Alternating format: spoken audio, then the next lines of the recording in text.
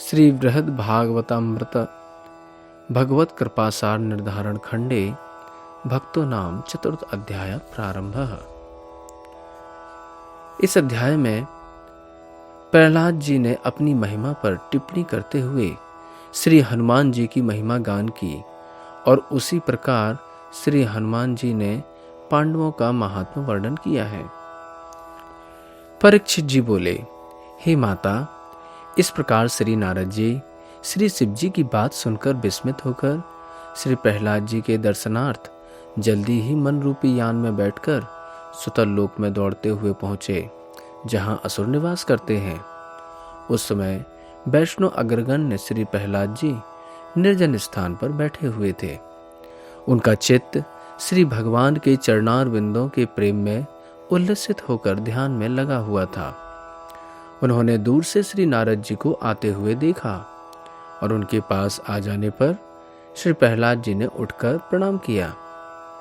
उन्होंने श्री नारद जी को बहुत यत्न से सिंहासन पर बिठाया।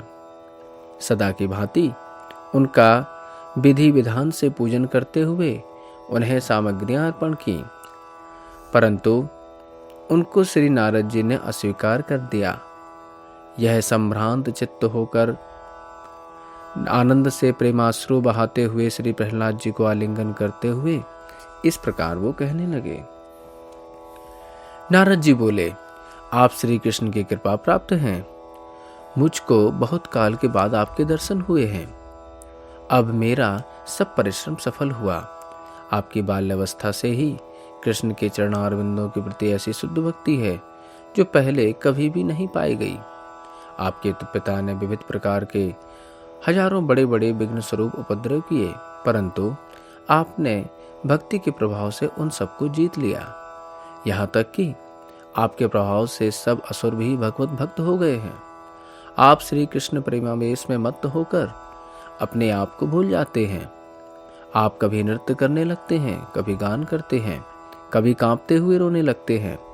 ऐसा करते हुए आपने समस्त प्राणियों का इस संसार से उद्धार किया है एवं भगवत भक्ति प्रदान कर उन्हें आनंदित किया है।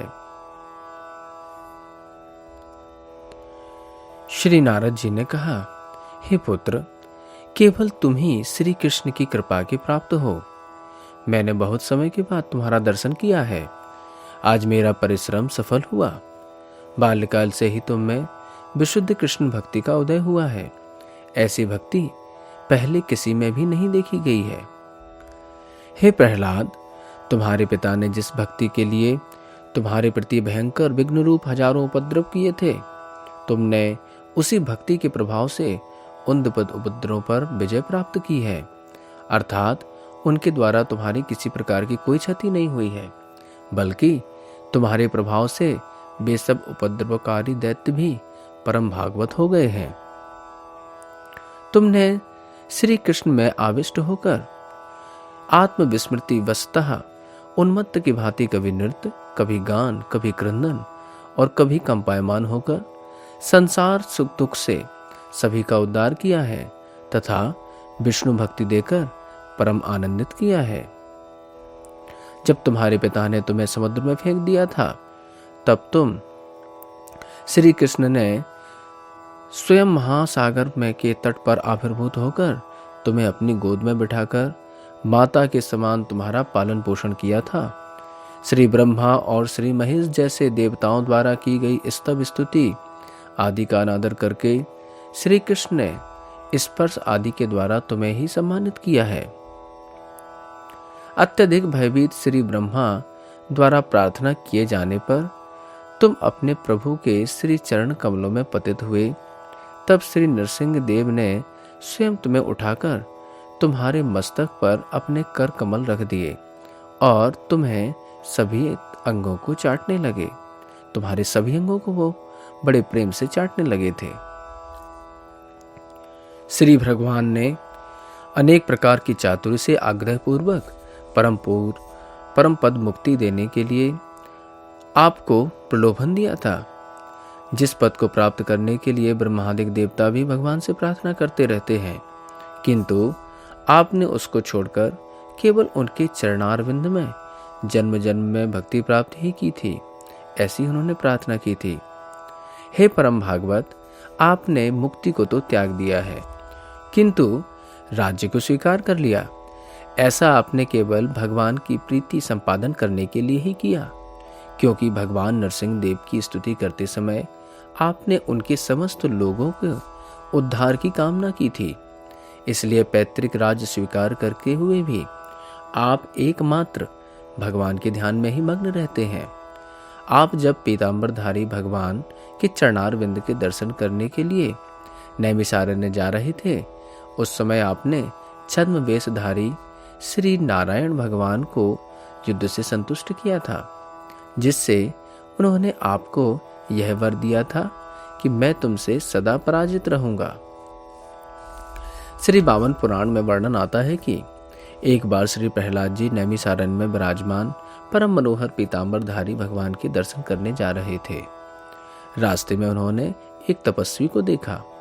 वेश तो उनका तपस्वी का था, परंतु हाथ में उन्होंने धनुष बाण ले रखा था, जो हिंसा का प्रतीक था। तपस्वी वेश और फिर हिंसा के लिए धनुष बाण, यह विरुद्ध वेशाचरण देखकर श्री प्रहलाद जी उससे युद्ध करने लगे, परंतु वह भी कोई साधारण तपस्वी न था। उन्होंने प्रतिज्ञा कर ली थी, मैं तुम्हें अवश्य पराजित करूंगा, परंतु उसे जीत न सके। दूसरे दिन प्रहलाद जी ने प्रातःकाल अपने इष्ट देव को उस संबंध में अत्यंत अनुनय विनय की और पूजा करने के बाद फिर युद्ध में जा पहुंचे।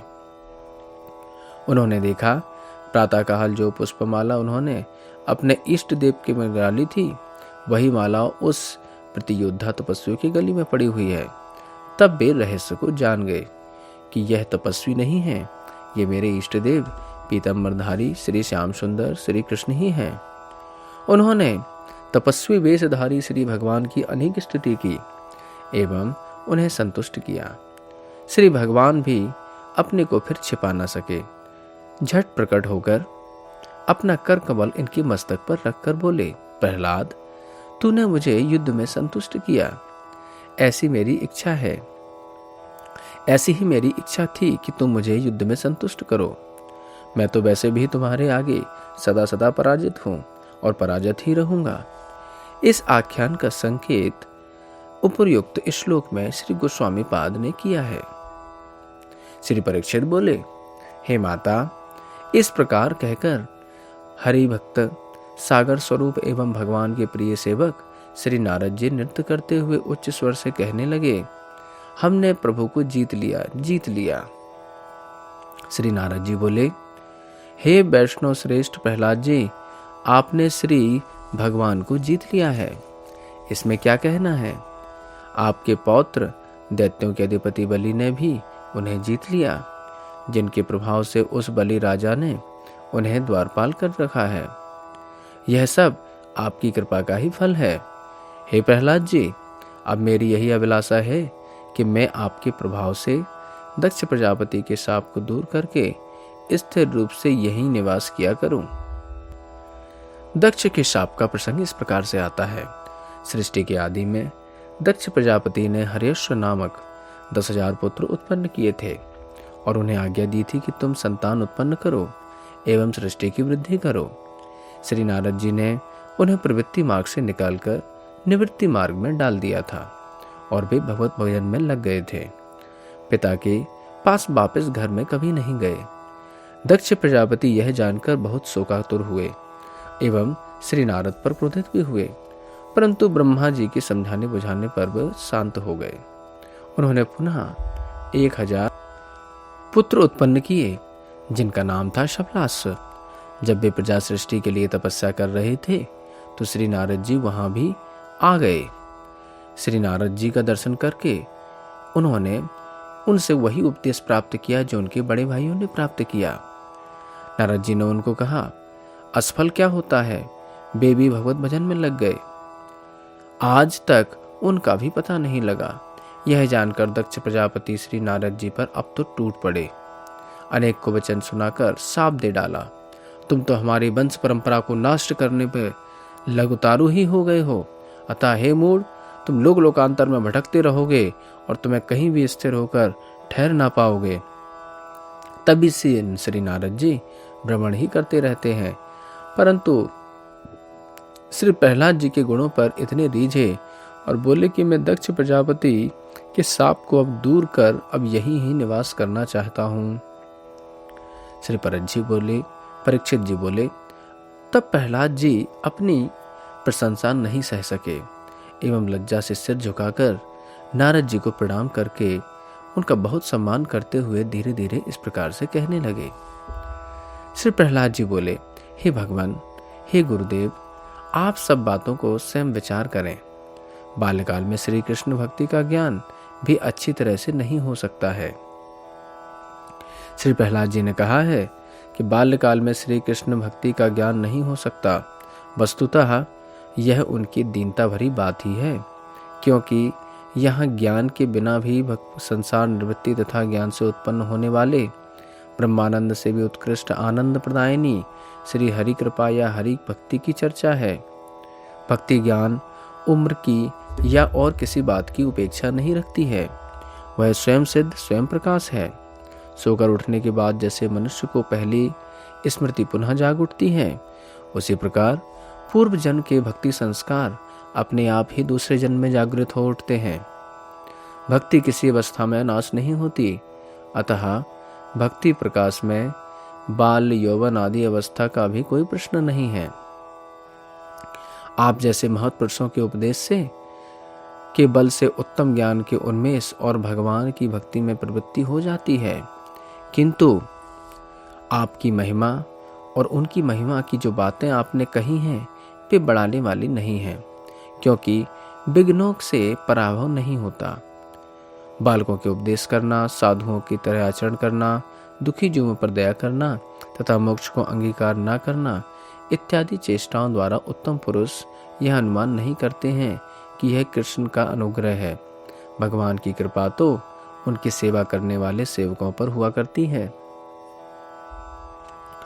उपर्युक्त श्लोक में श्री प्रहलाद जी भक्ति के प्रकाशित होने के कारण केवल मात्र महत कृपा अर्थात श्री गुरुदेव की कृपा का तथा उपदेश को बतलाते हैं। भक्ति का लक्षण है जिसमें धर्म, अर्थ, काम एवं मोक्ष के चारों पदार्थ तुच्छ लगें एवं केवल श्री कृष्ण का अनुकूल भाव से अनुशूलन हो, परंतु विघ्नों के पराभव नहीं होना चाहिए। भक्ति का उपदेश देना, साधुओं की तरह नित्य कीर्तन, जीवों पर दया, मोक्ष को ग्रहण न करके आदि ये सब लक्षण तो भक्ति में प्रवृत्त होने पर सब साधकों में देखे जाते हैं। अतः इनमें भगवत कृपा का अनुमान नहीं किया जा सकता, ऐसा प्रहलाद जी ने कहा। उन्होंने आगे कहा, भगवत सेवा प्राप्ति ही भगवत कृपा का मुख्य लक्षण है। वह सेवा मुझे प्राप्ति नहीं हुई, मैं केवल भगवान का स्मरण ही कर पाया हूँ। श्री हनुमान जी आदि ने जिस प्रकार से भगवान की सेवा उस प्रकार से मैंने नहीं की। मैं तो केवल विघ्नों से व्याकुल होकर उनका स्मरण ही करता रहा हूँ। आप जो यह प्रशंसा करते हैं कि भगवान ने तुम्हारा लालन पालन किया है, उसको कोई भी मायक बतलाते हैं। कोई तो इसको मायक ही बतला देते हैं और कोई उसे भगवान की लीला। आप जैसे महापुरुष उसको प्रभु का स्वभाव मानते हैं, परंतु मैं तो उसको एक स्वप्न के समान समझता हूँ। यदि वह बात सच भी है तो यह कृपा का लक्षण नहीं है। श्री प्रहलाद जी ने इसमें कहा है, श्री नरसिंह देव ने जो मेरा लालन पालन किया, गोद में बैठाया, यह भी कोई कृपा का लक्षण नहीं है, क्योंकि कोई तो इसे मायक अर्थात मायाकृत बतलाते हैं, कोई से यहाँ मायावादियों के अभिप्राय से मायावादी पर ब्रह्म में स्वतः इस प्रकार के किसी कार्य की असंभावनाओं को मानते हैं, परंतु भक्ति मार्ग में परम ब्रह्म भगवान में यह संभावना है कि उनका लीला कार्य माना गया है, जो नित्य है, मायक नहीं। भगवत वत्सल गुण एवं करुणा गुण आदि से भगवान के स्वभाव का गुण ही है। श्री प्रहलाद जी ने कहा, हे नारद जी, यदि आप उसे कृपा मानते हैं तो मेरे लिए यह स्वप्न की भांति थी। वह कृपा इतने थोड़े समय के लिए हुई, इतने अल्प क्षणों के लिए प्रकाशित हुई कि मुझे ऐसा लगता है मानो एक स्वप्न ही देखा था। वह स्थायी नहीं थी। भगवान की स्थायी भाव से सेवा का सौभाग्य प्राप्त करना ही वास्तविक भगवान की कृपा है, अतः मुझ पर तो उनकी कृपा है ही नहीं। श्री हनुमान जी को जैसी विचित्र सेवा प्रदान की गई है, उस प्रकार की सेवा प्राप्त करना ही सत्पुरुषों का कृपा लक्षण समझते हैं। श्री नरसिंह भगवान ने जो लीला की है वह मेरे ऊपर अनुग्रह करने के लिए नहीं की, बल्कि वह सब अपने भक्त देवताओं की रक्षा के लिए और अपने दोनों पार्षद जय विजय को शाप से मुक्त करने के लिए की थी। श्री ब्रह्मा जी तथा सनकादि के वाक्यों को सत्य करने के लिए और अपनी महिमा, भक्ति की महिमा को भली प्रकार दिखलाने के लिए उन्होंने की थी। वे विरक्त शिरोमणि, हे विरक्त शिरोमणि श्री नारद जी, जब श्री भगवान ने मुझको राज दे दिया तब ही मैंने जान लिया कि उनकी कृपा लेस मात्र भी मुझ पर नहीं है, क्योंकि भगवान स्वयं ही कहते हैं, मैं जिस पर कृपा करता हूँ उसकी संपत्ति को भ्रष्ट कर देता हूँ इत्यादि उनके और महज्जनों के वाक्य इस विषय में साक्षी हैं। और देखिए, इस राज्य संपदा तथा बंधु बागुनों नौकर चाकरों के संग से मेरा सब भगवत भजन नष्ट ही हो रहा है। धिक्कार है कि मुझे रोना भी नहीं आ रहा है।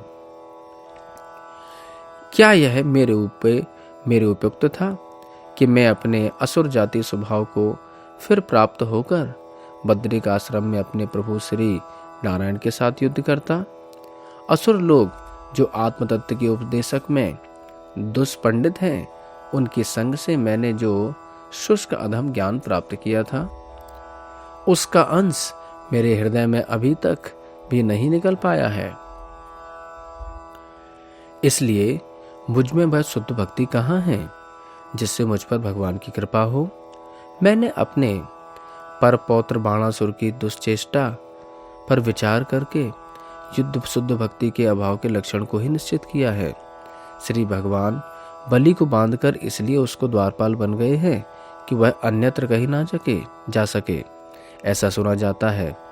यह पता नहीं है कि इस समय भगवान कहाँ हैं, किंतु कार्यानुसार वह भी उनको दर्शन देते रहते हैं, जैसे कि रावण ने दर्शन किए थे। इसी प्रकार दुर्वासा मुनि ने भी अपने विश्वास के प्रभाव से वहां भगवान के दर्शन किए थे। वास्तव में जिसको जहां भगवत प्राप्ति की उत्कट इच्छा होती है, उसको भगवान वहां ही प्राप्त हो जाते हैं। भगवान का वास स्थान उनकी प्राप्ति का कारण नहीं है, प्राप्ति की उत्कट इच्छा ही उनकी प्राप्ति का कारण है। यदि भगवान साक्षात रूप से बलि के द्वार पर सदा निवास करते तो मैं उन पीताम्बरवारी भगवान के दर्शन के लिए इतनी दूर नैमिषारण्य क्यों जाता। आपकी कृपा से श्री भगवान की मुझ पर स्नेह युक्त कृपा हुई तो मैं उन नवीन भक्त अर्थात आधुनिक भक्त श्री हनुमान आदि की अपेक्षा बहुत थोड़ी। हे मुनिवर, आप निहैतुक कृपा करने वाले हैं। मैं अपने और ज्यादा दुर्भाग्यों का क्या निरूपण करूं, उसका तो मैं प्रयोजन ही नहीं समझता, जिससे आपको दुखी हो जाएगा। अतः आप किम पुरुष वर्ष में जाकर श्री हनुमान जी के दर्शन कीजिए। हे भगवान, आप ध्यान दीजिए कि उन भगवान ने मेरे पिता के मरने के लिए ही श्री नरसिंह रूप धारण किया था, इसलिए जल्द ही प्रकट होकर अपना कार्य संपादन करके उसी समय अंतर्धान भी हो गए थे। मैं अपने प्रभु की छवि को नेत्र भर के भली प्रकार भी नहीं देख सका था। एक बार समुद्र के किनारे उनके दर्शन पूर्व में हुए थे, किंतु वह भी स्वप्नवत ही थे। श्री हनुमान जी तो बड़े सौभाग्यशाली हैं जो लगातार उनकी सेवा सुख का हजारों वर्षों से बिना किसी विघ्न के अनुभव करते आ रहे हैं। वे बाल अवस्था से ही अति बलवान हैं और देवताओं की कृपा से परों को प्राप्त करके जरा मरण आदि से रहित हो गए हैं। देवताओं से श्री हनुमान जी ने वर प्राप्ति की कथा संक्षेप इस प्रकार से आती है। बाल्यावस्था में ही इन्होंने सूर्यदेव को एक पका हुआ ताल फल जानकर उसे ग्रस्त करने के लिए छलांग मारी थी। इंद्र ने देखा कि यह तो सूर्य को निगल जाएंगे, उसने वज्र मारकर उन्हें पृथ्वी पर गिरा दिया, जिससे वह मूर्छित हो गए। इनके पिता पवन देव ने दुखी होकर आत्मनिरोध कर दिया और अर्थात श्वास वायु बंद कर दी। इससे समस्त लोग प्राण पीड़ा से व्याकुल हो उठे। ब्रह्मादिक समस्त देवता इकट्ठे होकर घटना स्थल पर पहुंचे और श्री हनुमान को स्वस्थ कर दिया और जरा मरण आदि से रहित होने के साथ साथ अनेक श्रेष्ठ श्रेष्ठ वरदान भी श्री हनुमान को दिए। वे सब प्रकार के भय से रहित हैं, पुण्यवान नैष्ठिक ब्रह्मचारी हैं, सर्वशास्त्र वेत्ता हैं, बड़े बलवान हैं, श्री रघुनाथ जी के प्रधान सेवक हैं, जिन्होंने बिना किसी परिश्रम के 100 योजन के अगाध समुद्र को लागा था। उन चतुर शिरोमणि महावीर हनुमान ने रावण के पुर में विराजमान श्री सीता को आश्वासन दिया था। श्री हनुमान जी शत्रुओं को भयभीत करने वाले हैं, लंका दाह करने वाले हैं। जब वे सीता जी की सुध लेकर श्री रामचंद्र जी के पास आए तब उन्होंने उनका प्रगाढ़ आलिंगन किया था। वे हनुमान जी अपने प्रभु के लिए श्रेष्ठ वाहन स्वरूप भी हैं। उनकी पूंछ श्वेत छत्र स्थानीय है। उनकी पीठ श्री रामचंद्र जी के बैठने के लिए बहुत सुखद आसन स्वरूप है। सेतुबंध के कार्य में अग्रणीय है। उन्होंने श्री विभीषण जी की अभिलाषा पूर्ण की, राक्षस सेना को विनाश किया। वे महान शक्तिमान हैं और संजीवनी बूटी को लेकर उन्होंने अपनी सेना के प्राण भी बचाए थे। श्री लक्ष्मण जी के साथ अपने प्रभु को आनंद दिया। अपने प्रभु की भक्ति से श्री लक्ष्मण जी के वाहन बन गए थे। वे अपने प्रभु की विजय कराने वाले हैं। उनकी बुद्धि तथा पराक्रम महान है। राक्षस वंश का नाश करने वाले श्री रामचंद्र जी की कीर्ति को वे बढ़ाने वाले हैं। वे श्री सीता जी को आनंद प्रदान करने वाले हैं, इसलिए वह अपने प्रभु की कृपा का भाजन है। श्री रघुनाथ जी की आज्ञा से वे उनके विरह को सहन नहीं करते हुए वहां विराजमान हैं। साकेत लोक में उनके साथ नहीं पधारे। वे अपने प्रभु की ही कीर्ति सुनकर अपने प्राणों को धारण करते हैं। वे अपने प्रभु के विग्रह के निकट सदा पहले की तरह आज तक विराजमान हैं। भगवान श्री राघवेंद्र प्रकट लीला के स्मरण करते समय अपने समस्त परिकर को, अयोध्या वासियों को, यहाँ तक कि अयोध्या धाम के समस्त पशु पक्षी जीव जंतुओं को भी अपने दिव्य साकेत धाम साथ में ले गए थे। परंतु उन्होंने श्री हनुमान जी को भी यही आज्ञा दी थी कि तुम पृथ्वी लोक में ही रहे आओ। प्राणनाथ श्री भगवान श्री राम का विरह यद्यपि उनके लिए असह्य था, परंतु प्रभु की आज्ञा का पालन ही उनका परम कर्तव्य मानकर आप यहाँ ही रहे आए। श्री राम जी ने उन्हें पृथ्वी लोक पर इसलिए रखा कि भगवत विमुख जीवों को दास्य भक्ति की शिक्षा देकर उनका संसार सागर से उद्धार करते रहें। श्री राघवेंद्र जी की साक्षात सेवा बिना वे इतने दीर्घ काल तक कैसे जीवन यापन करते रहे हैं? इसके उत्तर में कहते हैं कि वे अपने प्राणेश्वर श्री राम जी की कीर्ति कलाप सुनने में अपने को लगाए रहते हैं, अथवा किम पुरुष वर्ष में स्थित अपने प्रभु श्री राम जी की मूर्ति के विचित्र भावपूर्ण सेवा करते हुए उनके पास में नित्य विराजमान रहते हैं और आष्टी सेन आदि गंधर्वों द्वारा गान की हुई मंगलमयी राम कीर्ति कथा को सुनते एवं गान करते रहते हैं। हे स्वामी नारद जी, यह बात सिद्ध है। भगवान की दास्य सेवा में हनुमान जी ही विशेष रूप से अधिकारी है। दास्य भाव होना ही प्रभु की कृपा है। मैं उन श्री हनुमान जी को प्रणाम करता हूँ जिन्होंने श्री रामचंद्र जी से अनायास मुक्ति प्राप्त कर सकते हुए भी उसको ना लेकर दास होना ही स्वीकार किया। ऐसा प्रहलाद जी ने श्री नारद जी को कहा। यहाँ दास्य भक्ति से परिचर्या प्रधान दास्य ही अभिप्रेत है। सर्वतोभाव से श्री भगवान के दासत्व का अभिमान होना भी दास्य है एवं उसी दास्य अभिमान के साथ मनसा वाचा कर्मणा ही श्री भगवान की सेवा ही दास्य कहलाती है। श्री श्रीधर स्वामी पाद ने वर्ष वर्णाश्रम आचारोच्चरित कर्मों के भगवत अर्पण करने को दास्य माना है, परंतु वह वास्तविक दास्य नहीं है, क्योंकि उसे शुद्ध भक्ति नहीं कहा जा सकता। बाह्य एवं अंतरेंद्रिय दोनों का आश्रय ही शरीर, जैसे स्नान आदि से देह की शुद्धि होने पर समस्त इंद्रियां सुधा शुद्ध हो जाती हैं, उसी प्रकार दास अभिमान के साथ कायक परिचर्या द्वारा सर्वेंद्रियों की भी सेवा मानी जाती है। श्री प्रहलाद जी ने कहा, इसलिए स्मरण से दासत्व श्रेष्ठ है। उसमें भी श्री रामचंद्र जी की साक्षात परिचर्या और भी प्रशंसनीय है। स्मरण अंग प्रायः अप्रत्यक्ष कार्य है। यह सुनकर उन्होंने श्री हनुमान जी की स्तुति करते हुए कहा, जिन श्री हनुमान जी ने मुक्ति को भी त्याग कर दासत्व सेवा को अपनाया है, मैं उनकी वंदना करता हूं। इसके आगे प्रहलाद जी ने नारद जी से कहा, मैंने श्री हनुमान जी को जो महिमा आपसे वर्णन की है, उससे भी अधिक आप स्वयं जानते ही हैं। इसलिए आप किम पुरुष खंड में पधारें और उनके दर्शन करके आनंद प्राप्त करें। श्री परीक्षित बोले, हे माता, यह ठीक है। इस प्रकार कहते हुए आसन से उठकर देवर्षि नारद जी आकाश मार्ग से किमपुरुष वर्ष पधारे। वहां जाकर श्री नारद जी ने हनुमान जी के दर्शन किए। वह साक्षात की तरह भगवान श्री रामचंद्र जी के चरणों को पूजन वंदन करने में वहीं व्यस्त थे और वहीं सारी सामग्रियों से भगवान श्री रामचंद्र जी के विग्रह को समस्त सामग्री अर्पित कर रहे थे। आनंद पूर्वक गंधर्व आदि के मुखारविंदों से श्री राम गुण लीला कथा को सुन रहे थे, जिससे वे कंपयुक्त एवं पुलकायमान होकर प्रेमाश्रु बहा रहे थे। वे अपने द्वारा रचे हुए विचित्र विचित्र दिव्य गद्य पद्यों से तथा प्रसिद्ध स्तोत्रों से स्तुति करते हुए अपने प्रभु को दंडवत प्रणाम कर रहे थे।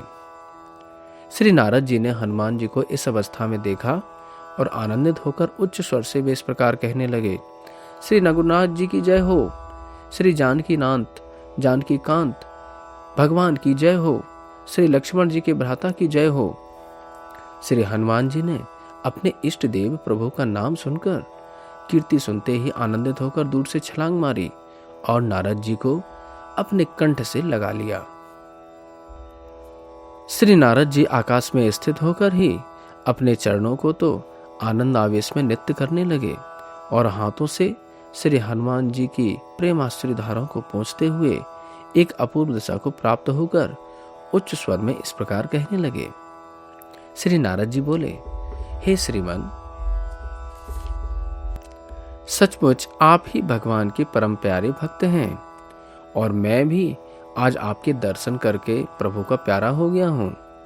श्री परीक्षित बोले, हे माता, थोड़ी देर में स्वस्थ होकर श्री हनुमान जी ने श्री देवर्षि नारद जी को प्रणाम किया और वे उनको श्री रघुनाथ जी को प्रणाम करने के लिए मंदिर में ले गए। वहां जाकर श्री नारद जी ने श्री रघुनाथ जी को प्रणाम किया और श्री हनुमान जी के बहुत आग्रह करने पर आसन पर बैठ गए। उस समय श्री नारद जी के अंगों में प्रेम के पुलक कंपादि सात्विक भाव उदय हो रहे थे। वे इस प्रकार कहने लगे।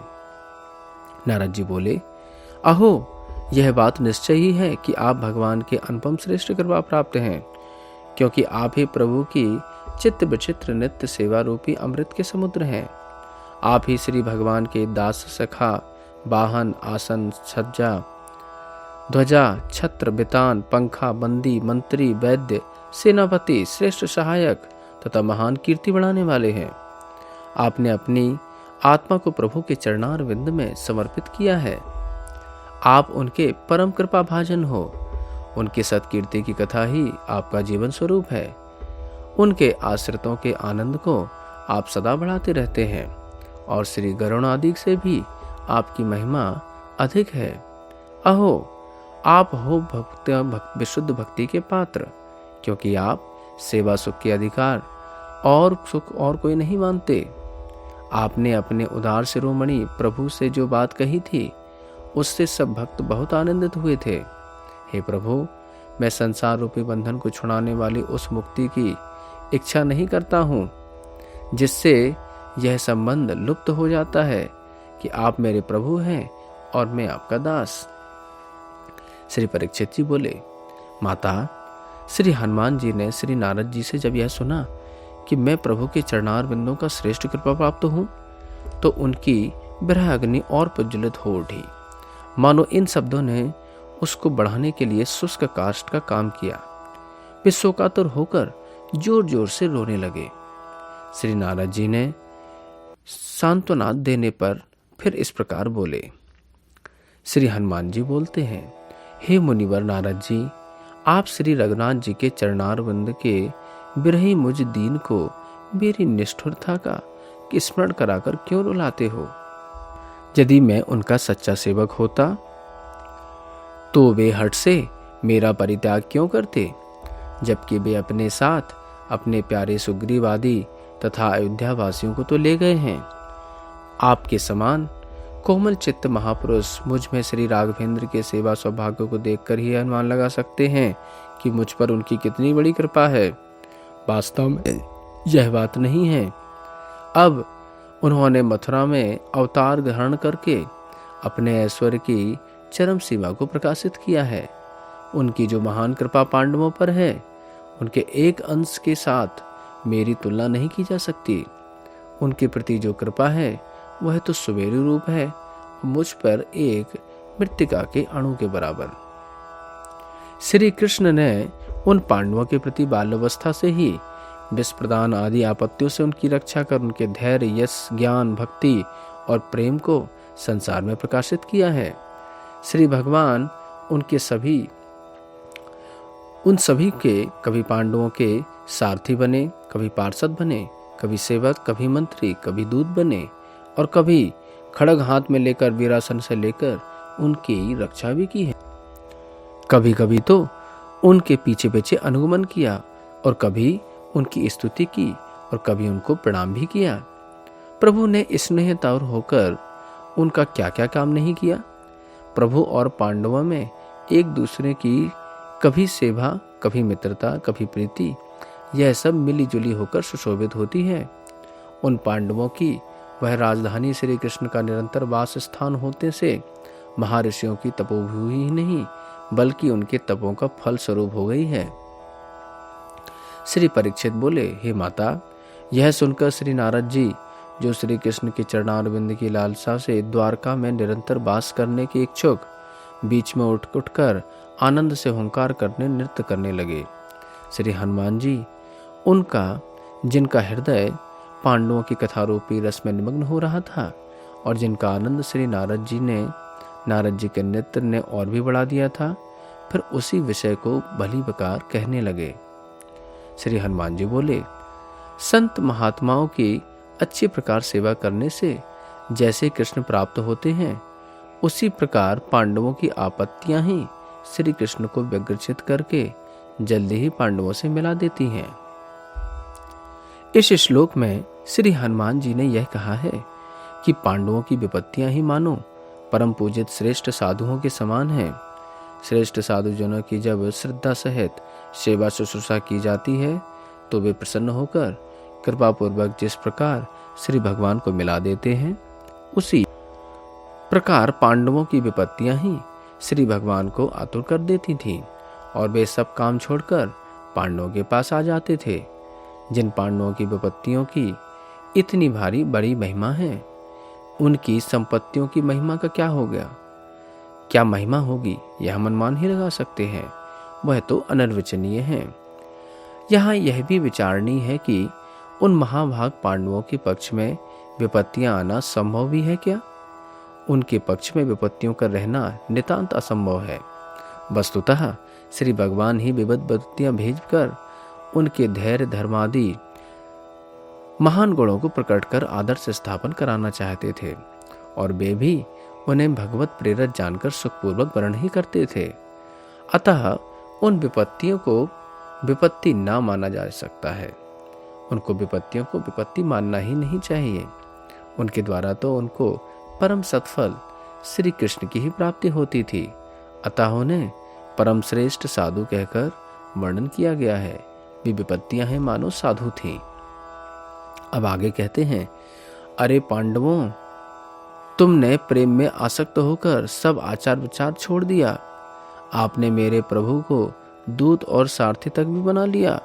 अरे पांडवों, मैं निश्चय पूर्वक कहता हूँ कि आप कोई ऐसा अलौकिक मंत्र या औषधि जानते हैं जो महान मोहन करने वाले श्री भगवान को भी मोहित कर लेती है। श्री परीक्षित जी बोले, पांडवों के यश को विस्तार करने वाली हे माता।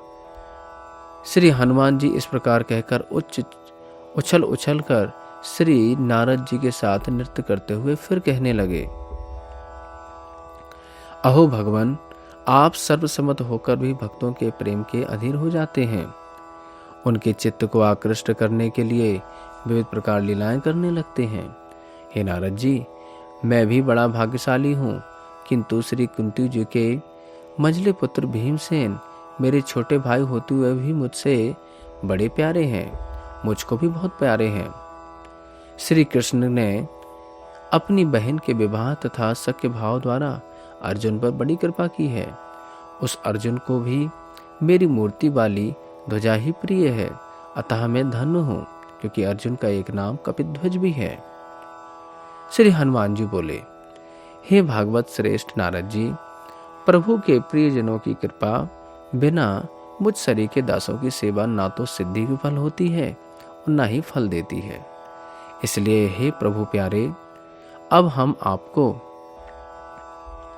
उन पांडवों के दर्शन के फल के लिए वहां जाना चाहिए और उन्हीं का आश्रय लेने के लिए वहां जाना चाहिए।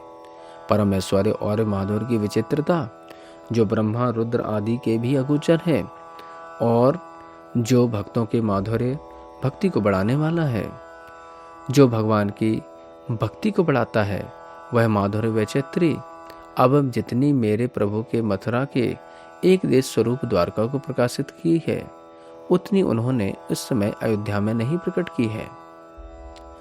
श्री नारद जी बोले, अहो हे सखे हनुमान जी, आपने अयोध्या की द्वारका की परम ऐश्वर्य की क्या तुलना की? वैकुंठ की भी जिससे तुलना नहीं की जा सकती, इसलिए जल्दी से उठो, हम वहां चलें।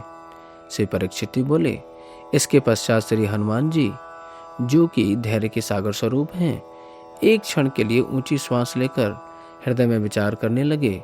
फिर श्री नारद जी को प्रणाम करके इस प्रकार बोले।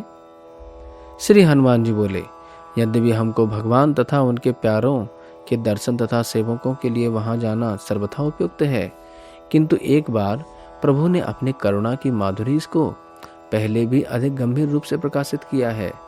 उनकी विचित्र विचित्र लीलाओं की चातुरी बड़ी मोहन करने वाली है, जिसको देखकर बड़े बड़े ज्ञानी मुनि भी भ्रम में पड़ जाते हैं। अहो मेरे जैसे बुद्धिहीन बानरों की तो क्या चले, उन लीलाओं को देखकर वेद के प्रचार करने वाले आपके पिता लोक पितामह ब्रह्मा भी कई बार मोहित को प्राप्त हो गए हैं। इस बात को आप भी अच्छी तरीके से जानते हैं, इसलिए अपराध बन जाने के भय से मैं भयभीत होता हूँ। भगवान की विचित्र लीला अनन्य भाव से भजन करने वाले दासों की परम गति है, उसमें तो कहना ही क्या, वह प्रेम भक्ति को बढ़ाने वाली है। श्री कृष्ण ने भी अपने अभिन्न स्वरूप श्री रघुनाथ जी से मेरी भक्ति बढ़ाई है, जो स्वाभाविक सरल करुणा से कोमल चित्त सीधी प्रकृति वाले हैं। वे श्रेष्ठ धर्म के प्रदर्शक तथा एक पत्नी व्रतधारी हैं। बिना युक्त लज्जा से अपने मुखारविंद को सदा ही झुकाए रहते हैं। उनकी दृष्टि सदैव नीची रहती है। उनका स्वभाव जगत रंजन करने वाला है। वे अयोध्यापुरी के पुरंदर एवं सब राजाओं के चक्रवर्ती हैं। उनकी सीता जी और लक्ष्मण जी सदा सेवा करते रहते हैं। भरत के ज्येष्ठ भ्राता हैं तथा वानरों के राजा सुग्रीव के प्यारे हैं। उनके चरणों की श्री विभीषण जी ने शरण ले ली है। श्री दशरथ नंदन और कौशल्या के पुत्र हैं। उनके हस्त कमलों में सदा धनुष रहता है। अतएव मैं यहाँ उन्हीं श्री रघुनाथ स्वरूप के सदा साक्षात दर्शन करता हुआ उनके चरितामृत रूप कथा को सुनता हुआ निवास करता हूँ। जब कभी श्री कृष्ण कृपा करते के किसी काम के उद्देश्य से कुछ सेवा सुख प्रदान करने के लिए अथवा मेरे विषय में जो उनका स्नेह है उससे प्रेरित होकर मेरे प्राण प्यारे श्री रघुनाथ जी के स्वरूप के दर्शन करने के लिए बुलावेंगे, तब मैं जल्दी से वहां जाकर उनकी सेवा में उपस्थित रहूंगा। किंतु आप तो आज ही पांडवों के पास जाकर उनके भवन में उस निराकृत परब्रह्म के दर्शन कीजिए। वे स्वयं ही पांडवों पर प्रसन्न रहते हैं। वे मुनियों के द्वारा तथा बांकवाणी से अगोचर हैं और विचित्र मधुर लीलाओं के आकार स्वरूप हैं। आप यह विचार न करें कि हम तो बड़े व्रत को धारण करने वाले नैष्ठिक ब्रह्मचारी हैं और वे पांडव ग्रस्त धर्म का पालन करने वाले राजपाट में व्यस्त हैं। ऐसा विचार कर आप अपराधी ना बनिए। वे तो श्री कृष्ण के चरणारविंदों की सेवा करने से सब प्रकार के भोग वासनाओं से निर्लिप्त हैं। उन पांडवों के चरणारविंद तो परमहंस आचार्यों के भी पूज्य मानने योग्य हैं। पांडवों के श्रेष्ठ भ्राता श्री युधिष्ठिर की राज्य में जो प्रवृत्ति है वह भी भगवान की प्रीति के लिए ही है। उनकी बहुत प्रकार से देव दुर्लभ राज संपत्ति, राजसूय, अश्वमेध आदि महापुण्यों से उपार्जित किया हुआ विष्णु लोक आदि एवं जम्बूद्वीप का साम्राज्य और निर्मल यश जो त्रिलोकी में फैला है, वे सर्व दोषों से वर्जित है। वे संपत्तियां जिनके लिए देवता भी प्रार्थना करते हैं, वह सब कुछ श्री कृष्ण की कृपा से उनको प्राप्त हुआ है। उन्होंने यह सब श्री कृष्ण के चरणारविंद में ही अर्पित कर दिया है। इसलिए वे सारी संपत्तियां युधिष्ठिर महाराज में प्रीति या आसक्ति पैदा नहीं कर सकती। श्री महावीर जी ने फिर आगे कहा, क्योंकि उनका अंतःकरण श्री कृष्ण के प्रेम रूपी अग्नि से जल चुका है। जैसे भूख की अग्नि से व्याकुल मनुष्य को अच्छे अच्छे वस्त्र, सुगंधित माला, चंदन आदि सुख प्रदान नहीं कर सकते, उसी प्रकार उनको भी ये संपत्तियां सुखदायी नहीं लगती। अहो, और क्या कहें, श्री युधिष्ठिर जी की सब रानियों में श्रेष्ठ श्री द्रौपदी जी जैसी पट्टमहिषी, श्री भीमसेन, अर्जुन आदि जैसे भाई उनको अपने देह संबंध के कारण प्रिय नहीं हैं और ना ही इसलिए प्यारे हैं कि उन सब में धर्म, अर्थ, काम, मोक्ष सिद्ध होते हैं, बल्कि उन्होंने वे सब श्री कृष्ण के चरणारविंद प्रेम के संबंध से ही प्यारे हैं उनको। हे भगवान श्री नारद जी, मैं एक साधारण वानर होते हुए भी उन लोगों की महिमा का क्या वर्णन कर सकता हूँ। आप मुझसे अधिक स्वयं ही जानते हैं। इस चौथे अध्याय में पहले श्री प्रहलाद जी तथा फिर श्री हनुमान जी की भगवत कृपा पात्रता का विवेचन किया गया है। श्री प्रहलाद जी में श्री ऐश्वर्युक्त भक्ति तथा ज्ञान मिश्रा भक्ति के ही प्राधान्य है। उनका अनुष्ठित अंग है केवल स्मरण। स्मरणांग में श्री भगवान का साक्षात दर्शन आवश्यक नहीं है। विशेषतः ज्ञान मिश्रा भक्ति में श्री भगवान के ऐश्वर्य का ज्ञान बना रहता है, जिससे निसंकोच प्रेम उदित नहीं हो पाता। शुद्ध प्रेम के बिना सेवा का सौभाग्य नहीं होता है, क्योंकि सेवा का प्राण है प्रेम। जहां सेवा सौभाग्य नहीं, वहां प्रेमा भक्ति की भी अभाव होता है। अतः श्री प्रहलाद जी ने अपने पक्ष में श्री भगवान की कृपा प्राप्ति को नहीं माना। उन्होंने अपने से अधिक श्री हनुमान जी को श्री भगवान का कृपा पात्र बताया। श्री हनुमान जी को श्री राघवेंद्र जी की सेवा का सौभाग्य प्राप्त है। उनकी दास्यमय भक्ति है, परंतु उनका दास्य भी ज्ञान मिश्रा भक्ति के अंतर्गत आता है, विशुद्ध भक्ति का दास्य नहीं है, क्योंकि उनमें श्री राम अखिल ब्रह्मांड नायक प्रभु हैं, मैं सेवक हूँ। इस प्रकार की गौरव बुद्धि तथा संकोच सदा विराजमान रहती है। अवश्य उनको श्री प्रहलाद जी ने अधिक सेवा सौभाग्य प्राप्त है। उनको प्रहलाद जी से अधिक सेवा सौभाग्य प्राप्त है, परंतु निसंकोच प्रेम भाव मई सेवा उनको भी प्राप्त नहीं है, जिस सेवा के वशीभूत श्री भगवान रहते हैं। अतः अपने पक्ष में श्री भगवत कृपा पात्रता का अभाव बतलाते हुए श्री महावीर जी ने, श्री हनुमान ने श्री नारद जी का पांडव गणों के सौभाग्य की ओर ध्यान दिलाया, जिनके प्रेमाधीन होकर श्री भगवान उनके दूत, सारथी, सखा आदि बन के रहते हैं। पांडवगण की भगवत कृपा पात्रता की विवेचना आगे के अध्याय में की गई है।